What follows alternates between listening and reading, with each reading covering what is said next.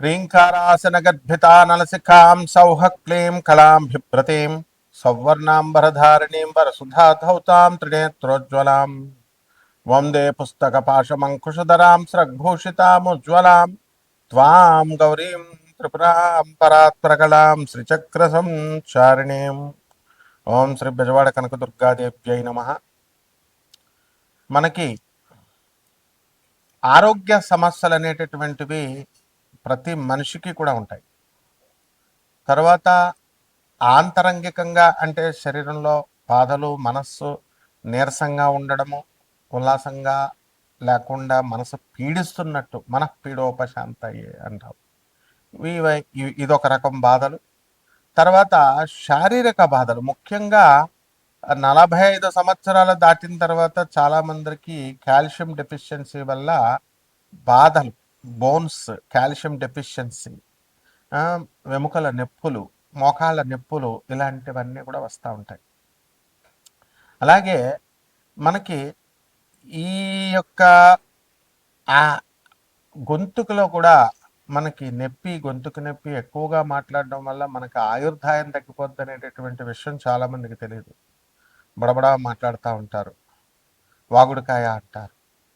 ఇవన్నిటిని కూడా ఎందువల్ల వస్తుందంటే, చిన్నప్పుడు కొంతమంది పిల్లల్ని చూస్తే బాగా ఎక్కువ మాట్లాడుతూ ఉంటారు, తర్వాత స్లోగా పెద్దవాళ్ళు అయిన తర్వాత కంట్రోల్ అయిపోద్ది.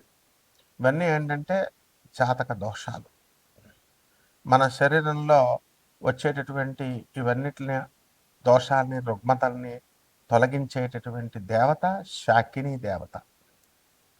ఇప్పుడు మనకి ఈ అమ్మవారు శాకిని, ఢాకిని, హాకిని, ఈ పేర్లు విన్నారు మనం. ఇవన్నీ ఏమిటి అని అంటే, ఈ శాకిని దేవత మనకి మన శరీరంలో ఉన్నటువంటి షట్చక్రాలు ఉంటాయి.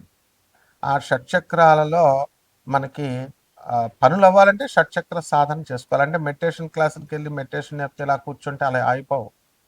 అదంతా మామూలు ప్రాసెస్ కాబట్టి చెప్తారు. అది నీ సాధన, నీకు స్కూల్కి వెళ్ళిన ప్రతి ఒక్కడు పాస్ అయిపోతున్నాడా, ప్రతి ఒక్కడు కలెక్టర్ అయిపోతున్నాడా? కొన్ని కోట్ల మంది చదువుతుంటే అందులో 1% కూడా అవ్వరు. కాబట్టి ఇదే రకంగా సాధన అందరూ చేస్తారు, కానీ ఈ సాధనలో అందరికీ కూడా సిద్ధి రావడం అనేది అసంభవం. ఎందుకంటే ఒక నిమిషం వీడియో చూస్తున్నారు, నిమిషం చూసిన తర్వాత ఓపిక ఉండదు, ఇలాగా నెక్స్ట్ వీడియోకి వెళ్ళిపోవాలి. ఆ ఓపిక తక్కువ కూడా మీలో శరీరంలో ఓపిక లేకపోవడం కూడా జాతక దోషం. అటువంటి వాళ్ళు ఇంకా అంత పేషెన్స్ అవసరం. శాకిని దేవత వీళ్ళందరూ కూడా మనల్ని పరీక్షిస్తూ ఉంటారు. కాబట్టి ఇటువంటి ఆ యొక్క శాకిని అమ్మవారి యొక్క సాధన చేసుకోవడం వల్ల మనకి ఈ యొక్క కష్టాలు అనేటటువంటివి మనకు తొలగిపోతే ఇది తాంత్రిక, అత్యంత శక్తివంతమైనటువంటి తాంత్రిక సాధన ఇది.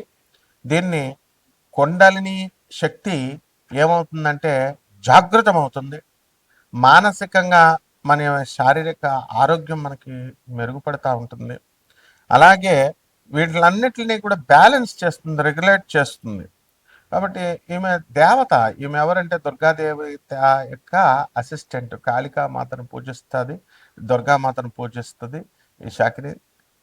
తర్వాత వీళ్ళంతా కూడా ఏంటంటే ఉగ్రదేవతారాధన చేసి వాళ్ళు మనకందరికీ కూడా శక్తులను సంపాదించి ఆ యొక్క మనకి అందుబాటులో మానవుడికి బాధలు తొలగించడానికి ఉన్నటువంటి దేవతలు, అత్యంత తేలికైనటువంటి దేవతలు ఈ శాకిని, డాకిని వీళ్ళు. అయితే వీళ్ళందరూ కూడా మనకి ఏం చేస్తామండి మనము అని అంటే, మనం భయపడతాం. ఫస్ట్గా ఈ దేవతలను మనం సాధన చేయడానికి భయపడతాం, కానీ పనులు మాత్రం తొందరగా అయిపోవాలి. షార్ట్ కట్ మెథడ్స్లో కావాలా, ఎలా అవుతాయి? కాబట్టి మనము ఏం చేయాలంటే, యోగ్యమైనటువంటి ఒక గురువు యొక్క మార్గదర్శకత్వంలో దీన్ని మనం సాధన చేయాలి.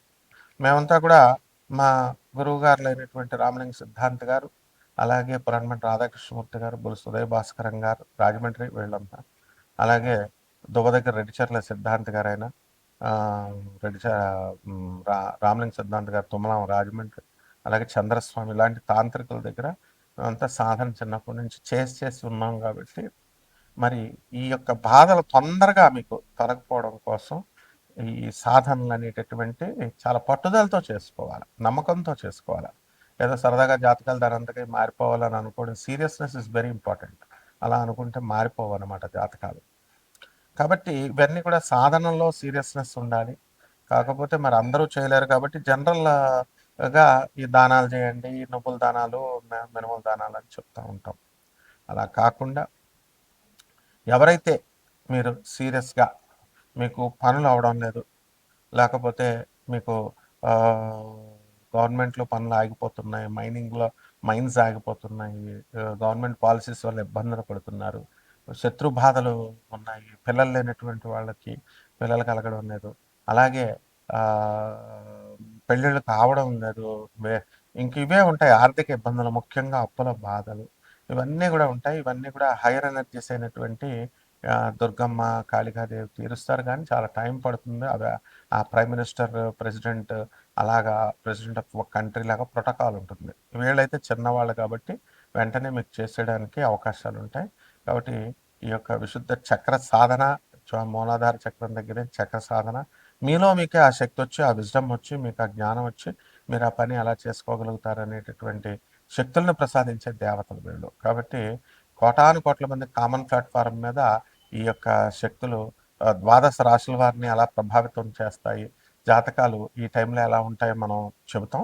కానీ విశేషించి మీ డేట్ ఆఫ్ బర్త్ ఇవి ఉన్న వాళ్ళకి మాత్రమే మనము ఏం చేస్తామంటే ఇవి నన్ను సంప్రదించండి, అపాయింట్మెంట్ తీసుకొని డెఫినెట్గా మనము వీళ్ళకి తప్పకుండా మనం వీళ్ళ యొక్క పర్సనల్ ప్రాబ్లమ్స్ని మనం సాల్వ్ చేస్తాం. అలాగే ఈ ద్వాదశ రాశుల వారికి కూడా ఎలా వీళ్ళకి అందరికీ కూడా ఒక్కొక్క రాశి వారీగా వీళ్ళ ప్రభావం, శాకిని డాకినీలు ఎలా మీకు సహాయపడగలుగుతాయి, ఇవన్నీ కూడా మనం చెప్దాం. ధనుస్సు రాశి, ఈ ధనుస్సు రాశి వారికి అందరికీ కూడా అర్ధాష్టమ రాహు శని జరుగుతున్నాడు. దానివలన పరాభవనామ సంవత్సరంలో ప్రతి పని కూడా అడ్డంకుగా ఉంటుంది. అయితే గతంలో ఉన్నటువంటి సప్తమ స్థితిగతుడైనటువంటి గురుగ్రహం వల్ల కొన్ని లాభాలు జరిగినాయి మీకు, గురుగ్రహం అనుగ్రహంతో. ఇప్పుడు ఆ గురువే వీక్ అవుతున్నాడు, అష్టమ గురుడు. మళ్ళీ మీకు 24 అక్టోబర్ 2026 సంవత్సరం వరకు కూడా మీకు అప్పుల బాధలు బాగా పెరుగుతాయి. ఎక్కువ అప్పులు ఎవరిని అడిగినా సరే మీకు ఇచ్చేస్తూ ఉంటారు. అలాగే మీరందరూ కూడా వర్క్ విషయంలో అందరూ కలిసి కష్టపడి పని చేస్తున్నప్పటికీ కూడా ఆ పనులకు మీకు గుర్తింపు అనేటటువంటిది రాదు మీ పనుల్లో. అలాగే ఈ రాశి వారికి అందరికీ కూడా మనకి అక్టోబర్ 24, 2024 సంవత్సరం దాటిన తర్వాత అతిచారం వలన గురుడు మనకి పరాభవనామ సంవత్సరంలో సింహరాశిలోకి వెళ్తాడు. అప్పటి నుంచి జనవరి నెల వరకు కొంచెం పనులన్నీ కూడా 2027 జనవరి 15వ తేదీ వరకు కూడా పనులు అవడానికి అవకాశాలు ఉంటాయి. ఆ తర్వాత మళ్ళీ జనవరి దాటిన తర్వాత నుంచి మళ్ళీ వచ్చేటటువంటి ఉగాది 2027 వరకు కూడా మీకు అంతగా గురుడు అనుకూలించట్లేదు. అలాగే ఇళ్ల కోసం కొందామండి అని ప్రయత్నాలు చేస్తున్నారు మీరు, అపార్ట్మెంట్లు ఇవన్నీ కూడా చూస్తున్నారు కానీ అవన్నీ దగ్గరకు వచ్చి ఆగిపోతున్నాయి. అలాగే ఇచ్చినటువంటి వాళ్ళు అడ్వాన్స్లో అవన్నీ కూడా తీసుకొని బిల్డింగ్లు కట్టడం ఆపేశారు కొంతమందికి.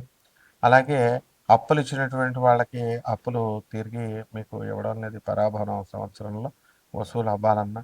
అలాగే వడ్డీ వ్యాపారం చేస్తున్నటువంటి వాళ్ళే కాకుండా చిట్టి పాటలు వేసేటటువంటి వాళ్ళు కూడా ఇచ్చేశారు. ఆ పాటలన్నీ కూడా వాళ్ళు తీసుకొని పాడుకొని వెళ్ళిపోయారు, మీకు డబ్బులు కట్టట్లా. వీళ్ళందరికీ మీకు చేయాలి అని అంటే దేవతారాధన అనేటటువంటిది చాలా అవసరం. అది ఉగ్రదేవతారాధన. అందువలన శాకిని డాకిని ఆరాధనలు ఇవన్నీ కూడా లోయర్ ఎనర్జీస్, దుర్గాదేవి యొక్క అమ్మవారు, కాళికాదేవి అమ్మవారి యొక్క లోయర్ ఎనర్జీస్. కాబట్టి ఈ సాధనలు మీరు చేసుకోవాలి. సమస్య మీది, పరిష్కారం మీకు కావాలి, అంతే, దట్స్ ఆల్. ఇక్కడ మేకలను కోసి, కోళ్ళను కోసి, మందు బాటలు పెట్టి ఇలాంటి నాన్సెన్స్ అంతా అమ్మవారు తీసుకోదు. బెల్లం నివేదన పెట్టాలి, దానికి కొన్ని పద్ధతులు ఉంటాయి. ఈ రకంగా అమ్మవారి యొక్క సాధన చేసేటటువంటి వాళ్ళకి మీ అప్పుల బాధలు తొలగిపోవడమే కాకుండా ఆర్థికంగా కూడా మీరు ఇంప్రూవ్మెంట్ అవ్వడము, సమస్యల పరిష్కారం అనేటటువంటిది జరుగుతుంది. అలాగే ఈ రాశి వారికి అందరికీ కూడా కొత్త కొత్త దూరపు ప్రయాణాలు, ఊర్లు వెళ్ళడము, కొత్త కొత్త వాళ్ళతో పరిచయాలు ఏర్పడము, ఇవన్నీ కూడా జరుగుతాయి. అయితే అందులో ఎవరు మంచివాళ్ళో ఎవరు చెడ్డవాళ్ళో మనకు తెలియదు కాబట్టి ఈ యొక్క నకారాత్మక ఓజస్సుతో వచ్చేటటువంటి వాళ్ళు ఉంటారు. అందువల్ల minus into minus will be plus అనమాట. ముళ్ళును ముళ్ళుతోనే తీయాలి, వజ్రాన్ని వజ్రంతోనే కొయ్యాలి అనేటటువంటి సిద్ధాంతంతో ఈ కలియుగంలో ఇటువంటి వెధవలందరూ కూడా ఎవరైతే డబ్బులు ఎగ్గొడతారో, ఇటువంటి రాస్కెల్స్ అంతా కూడా ఎవరైతే మనకి మోసాలు చేస్తారో అటువంటి వాళ్ళకి కరెక్ట్ మొగుడు శాకిని అమ్మవారి. కాబట్టి శాకిని అమ్మవారి, డాకిని అమ్మవారి సాధన చేయండి. మీ ఇచ్చేసినటువంటి అప్పులన్నీ కూడా మీకు తిరిగి వచ్చేసేయడం, మీరు ఇచ్చినటువంటి డబ్బులన్నీ కూడా మీ ప్రయత్నాలు లేకుండా రావడం అన్నీ కూడా జరుగుతాయి. ఇంకా ఏమన్నా మీకు సందేహాలు ఉంటే నాకు సంప్రదించవచ్చు. బట్ చాలా ఆర్గనైజ్డ్‌గా చాలా పద్ధతిలో రావాలి. అంతేగాని ఇచ్చేయండి, మంత్రం ఇచ్చేయండి, జపం చేసేస్తా, ఈ నీ సాధన ఏంటి? నీ అర్హత ఏంటి? నువ్వు ఇంతకుముందు ఎవరు చేశారు? నీ గురువులు ఎవరు? ఇవన్నీ కూడా దీపు స్టార్ నీ గురువా? చంద్రగుప్త మౌర్య నీ గురువా? ఇవన్నీ తెలుసుకోవాలి కదా! అలా ఆ రకంగా చేద్దాం. శుభమస్తు.